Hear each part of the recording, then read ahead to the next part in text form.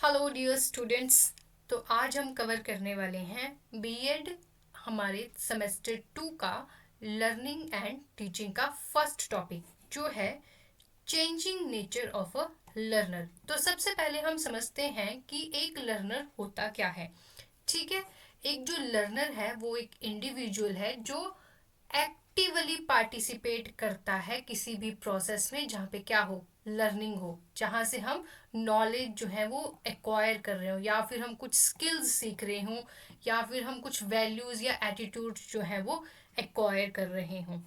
ठीक है, जो टर्म लर्नर है वो अप्लाई होती है उन स्टूडेंट्स के ऊपर जो इंडिविजुअली या फिर कलेक्टिवली जो है वो एजुकेशनल प्रोसेस में हिस्सा लेते हैं। तो अगर बहुत ही इजी लैंग्वेज में बोलूँ तो लर्नर क्या है, जिसके कुछ फिजिकल ट्रेट्स होते हैं। ठीक है, हम और आप हैं, इंसान हैं, हम जो है लर्नर है। कुछ इंटेलेक्चुअल ट्रेट्स भी हैं कि कुछ जो है इंटेलिजेंट है, कुछ स्लो लर्नर है, कुछ डिफरेंट लर्निंग है, ऐसे कुछ इमोशनल ट्रेट्स भी होते हैं और कुछ सोशल ट्रेट्स भी होते हैं। तो ये सारी का कल्मिनेशन होता है एक लर्नर। अब जो है अगर हमारे लिए ये 16 मार्कर में आता है तो हम जो है कुछ डेफिनेशंस लिखते हैं। तो यहाँ पे मैंने आपको बहुत सारी डेफिनेशंस लिखी हुई हैं। आपको जो जो भी जो है इजी लगे आप एग्जाम में वो लिख सकते हैं। तो सबसे पहले आती है वुडवर्थ की। ये बोलते हैं कि लर्निंग क्या है, टोटल क्वालिटी है किसी भी इंडिविजुअल बिहेवियर की। ठीक है, तो इसका मतलब क्या होता है कि जो लर्निंग है वो सिर्फ और सिर्फ नॉलेज तक ही लिमिटेड नहीं है, बल्कि हमारी जो ओवरऑल पर्सनालिटी डेवलपमेंट है उसको भी इंक्लूड करती है। इसीलिए जो है यहाँ पे वर्ड बिहेवियर ऐड किया गया है। फिर आता है जेपी गिलफोर्ड। ये बोलते हैं जो लर्नर है एक यूनिक कॉम्बिनेशन होता है ट्रेड्स का, जो हमने ऊपर भी देखे ट्रेड्स। राइट, इसका मतलब है कि हर लर्नर जो है उसकी डिफरेंट एबिलिटीज़ होती हैं, इंटेलिजेंस उसकी अलग है, उसकी पर्सनैलिटी अलग है। राइट, फिर आते हैं गेट्स। ये बोलते हैं कि लर्निंग क्या है, मोडिफिकेशन है बिहेवियर का थ्रू एक्सपीरियंस। फिर आते हैं क्रो एंड क्रो। ये बोलते हैं लर्निंग क्या है, एक्विजिशन है हैबिट्स का, नॉलेज का या एटीट्यूड्स का। फिर आते हैं स्किनर। ये बोलते हैं लर्निंग क्या है, एक प्रोसेस है किस चीज़ की, प्रोग्रेसिव बिहेवियर अडेप्टेशन की। तो यहाँ पे मैंने आपको लगभग जो है 5 डेफिनेशंस दी हैं, आप एग्जाम में कोई 2 लिख सकते हैं। चलिए अब समझते हैं learner as a psychological entity होता क्या है।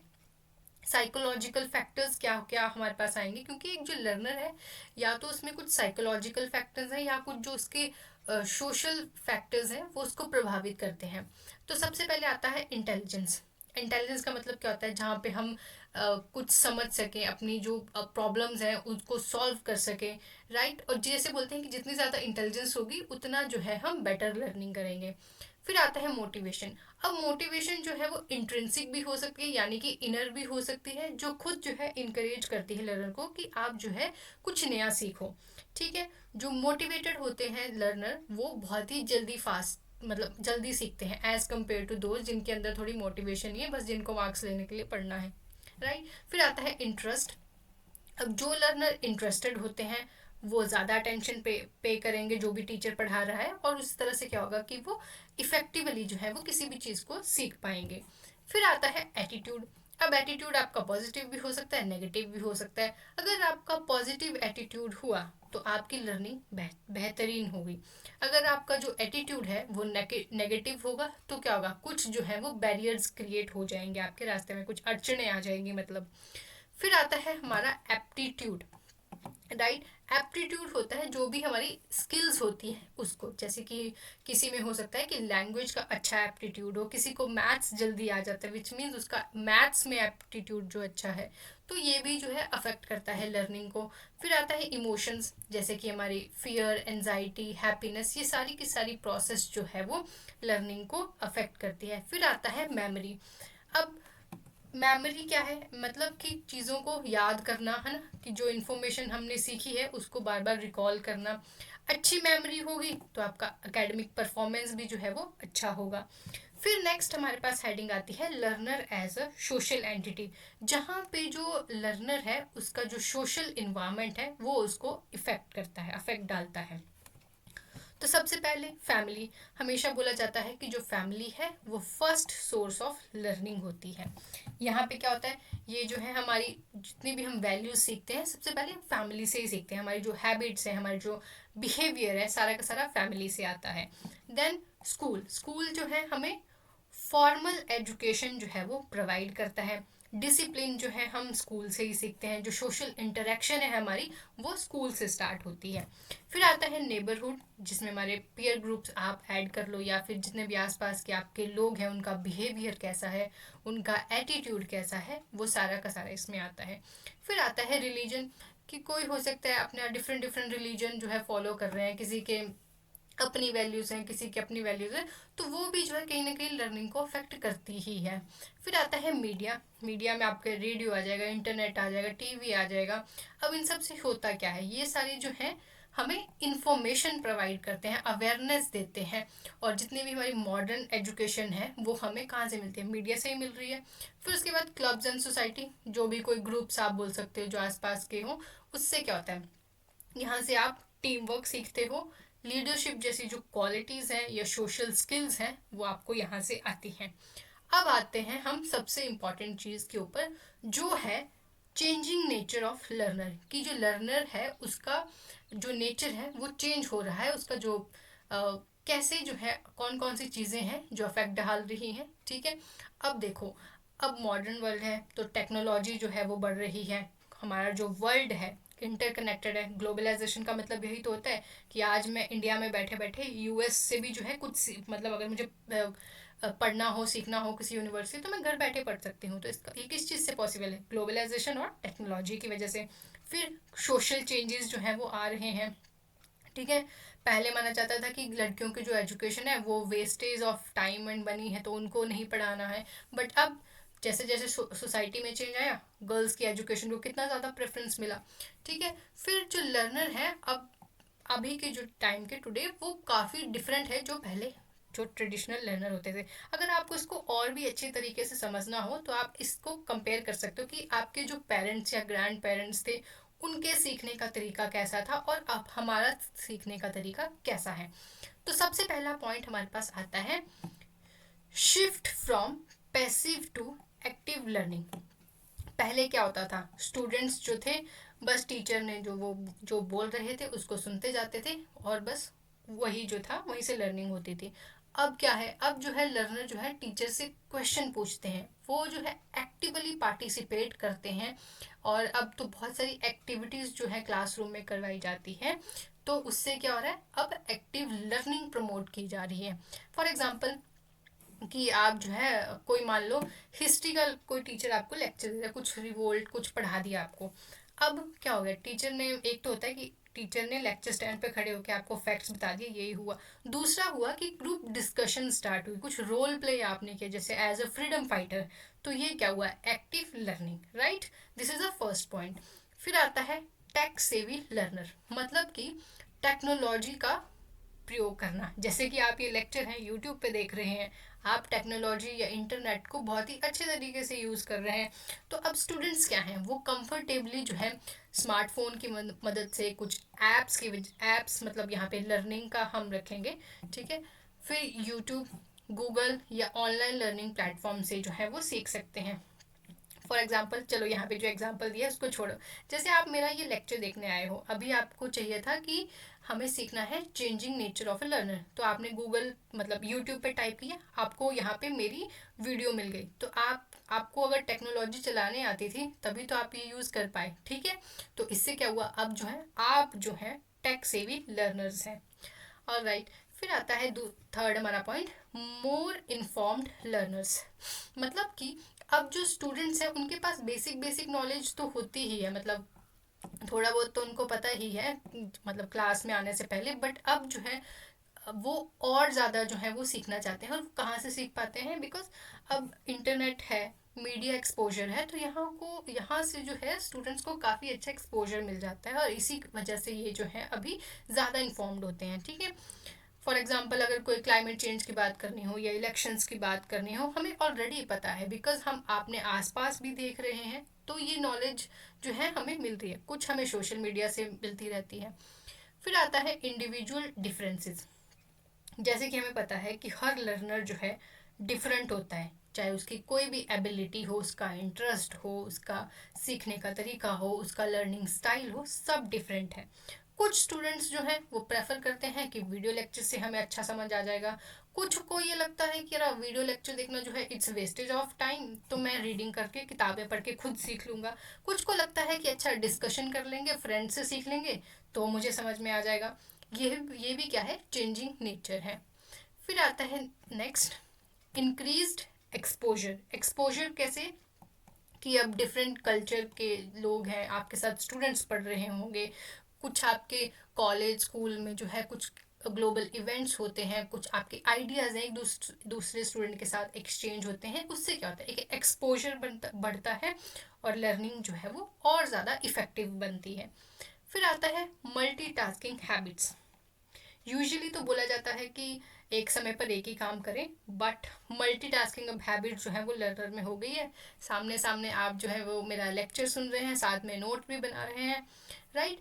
या फिर हो सकता है कि आप पैसिवली जो है आप मेरा लेक्चर हेडफोन्स लगा के सुन रहे हो और साथ में अपनी असाइनमेंट्स बना रहे हो, कुछ ऐसे भी हो सकता है, right. So it is multitasking habits, right. फिर उसके बाद आ जाता है प्रेफरेंस फॉर विजुअल मीडिया। मतलब अब जो है स्टूडेंट प्रेफर करते हैं कि हमें जो है इमेजेस के थ्रू, वीडियोस के थ्रू, चार्ट्स के थ्रू या एनिमेशन के थ्रू जो है वो पढ़ाया जाए, इंस्टेड ऑफ वो लंबे लंबे पैराग्राफ जो हम किताबों में देखते हैं, ठीक है। फिर आता है रिड्यूस्ड अटेंशन स्पैन। अब ऐसा क्यों है, क्योंकि अब डिजिटल वर्ल्ड है, डिस्ट्रैक्शंस बहुत ज़्यादा है, तो इससे क्या होगा, अटेंशन स्पैन जो है वो कम होता जाता है। फॉर एग्जांपल आप अभी मेरा लेक्चर देख रहे हैं और साथ में जो है आपको एक बढ़िया सी जो है हीरोइन की डांसिंग वीडियो दिख जाए, तो आप क्या करेंगे, you there are high chances कि आप जो है मेरा वीडियो लेक्चर छोड़ के आप वो लेक्चर देखने मतलब उसका डांस देखने चल जाएंगे। तो ये क्या है, it is a digital distraction. इससे क्या हो रहा है, आपका अटेंशन स्पैन जो है वो डिक्रीज हो रहा है, बिकॉज आपको पढ़ना है, अभी कल आपका एग्जाम है या परसों जब भी आपका एग्जाम है, बट आप क्या कर रहे हैं, आप उसको छोड़ के कुछ और काम कर रहे हैं। सो इसकी वजह से अटेंशन स्पैन जो है वो रिली मतलब डिक्रीज होता है। फिर आता है कोलैबोरेटिव लर्नर। मतलब कि स्टूडेंट्स प्रेफर करते हैं कि हम ग्रुप्स में जो है काम करें, हम जो है अपने दोस्तों के साथ जो है मिलकर जो सीखे मिलकर जो है वो पढ़ाई करें। फॉर एग्जांपल जैसे कि हम ग्रुप प्रोजेक्ट करते हैं, क्लासरूम में कुछ जो है एक्टिविटीज़ जो है जो टीचर देते हैं वो ग्रुप्स में डिवाइड कर देते हैं और स्टूडेंट्स जो है वो फिर उस पर एक साथ मिलके जो है काम करना शुरू करते हैं। फिर आता है next, desire for personal relevance.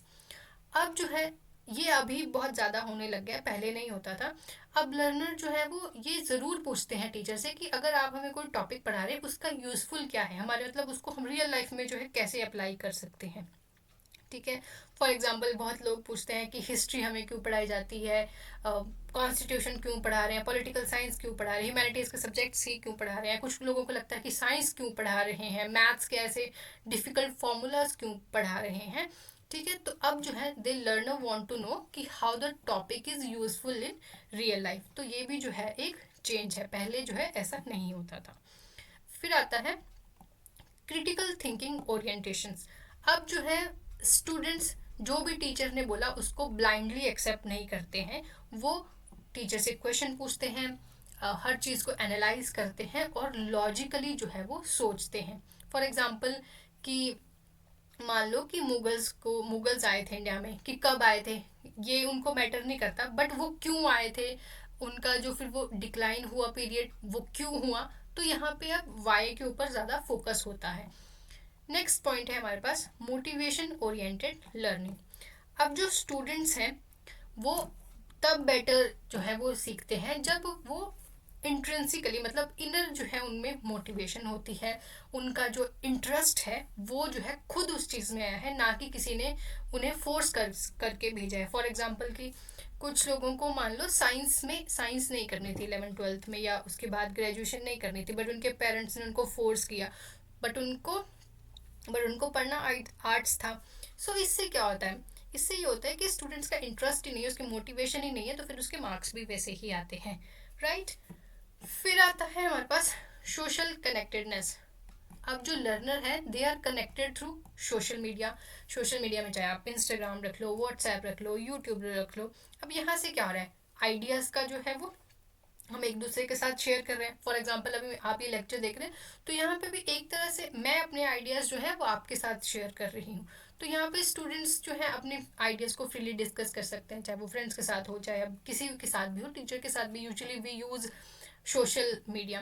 ठीक है, फिर आता है एक्सपेक्टेशन ऑफ इंटरेक्टिव टीचिंग, कि अब जो है जो भी टीचर पढ़ा रहे हैं क्लास में वो थोड़ी चीज़ें इंगेजिंग होनी चाहिए, मतलब पढ़ने में मज़ा आना चाहिए, एक्टिविटी बेस्ड होनी चाहिए, और जो टेक्नोलॉजी है उसका भी भरपूर जो है वो यूज़ किया हो। फॉर एग्जांपल जैसे कि क्लासरूम में स्मार्ट बोर्ड यूज़ करना, क्विजेस कराना, पोल्स कराना, है ना, वीडियो दिखाना इंस्टेड ऑफ कि बस चॉक और टॉक मेथड यूज़ करके।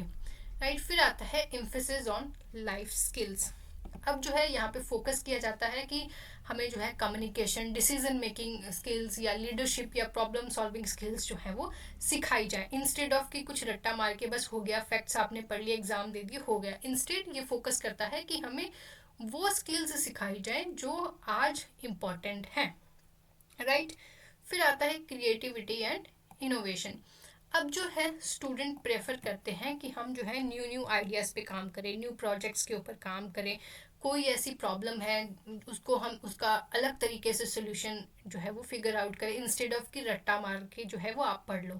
ठीक है, फॉर एग्जांपल कि आपको मान लो टीचर ने सस्टेनेबल डेवलपमेंट के ऊपर जो है वो सब्जेक्ट जो है करवाना है या टॉपिक पढ़ाना है, तो इंस्टेड ऑफ कि आप सस्टेनेबल डेवलपमेंट के ऊपर सिर्फ और सिर्फ एक आंसर लिख दो और हो गया, इंस्टेड आप क्या करोगे कि प्रोजेक्ट जो है बनाओगे, इसके ऊपर अपनी क्रिएटिविटी शो करोगे कि सस्टेनेबल डेवलपमेंट को इस तरह से भी शो किया जा सकता है।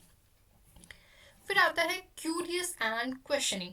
हर जो लर्नर है वो क्यूरियस होना ही चाहिए। पहले मुझे तो ये पर्सनली लगता है, अगर आप लर्नर हैं तो यू शुड बी क्यूरियस। आपको हर चीज़ को क्वेश्चन करना आना चाहिए। हर किसी भी चीज़ को एक्सेप्ट ऐसे ही मत कर लो कि बस किसी किसी के आपके बड़े ने बोल दिया कि हाँ ये ऐसे होता है तो होता है। No, don't do that.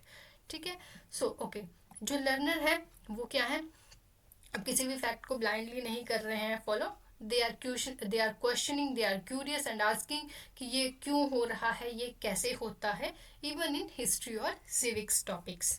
तो ये था चेंजिंग नेचर। अब इसका टीचिंग में इम्प्लीकेशन क्या है, एक्चुअली आप कभी आपने सोचा है कि ये टॉपिक हमारे सब्जेक्ट में क्यों ऐड ऑन किया गया है? इसका ये है कि टीचर जो है वो जो अडेप्ट कर सके, जो भी लर्नर की डिमांड्स जो हैं चेंज हो रही हैं उनको ध्यान में रख के अपने टीचिंग मेथड्स बना सकें। दूसरा कि जो हमारा डिजिटल टूल्स है या आईसीटी है उसको इफ़ेक्टिवली जो है टीचिंग में यूज़ कर सके। फिर आता है कि वो जो है student centred teaching methods use करें और इनकरेज करें क्रिटिकल थिंकिंग को और क्रिएटिविटी को। साथ में वो एक इंटरैक्टिव और एक्टिविटी बेस्ड लर्निंग जो है वो प्रोवाइड करें। साथ में क्योंकि आप फ्यूचर टीचर्स हैं तो आपको ये पता होना चाहिए कि इंडिविजुअल डिफरेंसेस होते हैं तो उनको कैसे टैकल करना है। तो ये था हमारा टॉपिक चेंजिंग नेचर। फिर उसके बाद फाइनली हम जो है कंक्लूजन लिखेंगे कि जो मॉडर्न लर्नर्स हैं they are active, digital, curious and skill oriented learner. Therefore जो टीचर है वो भी इंटरैक्टिव, स्टूडेंट सेंटर्ड और टेक्नोलॉजिकल बेस्ड मेथड को यूज़ करे सो दैट जो लर्निंग है वो इफ़ेक्टिव बने और मीनिंगफुल बने। So that's all in this video. Stay tune, keep learning, good bye.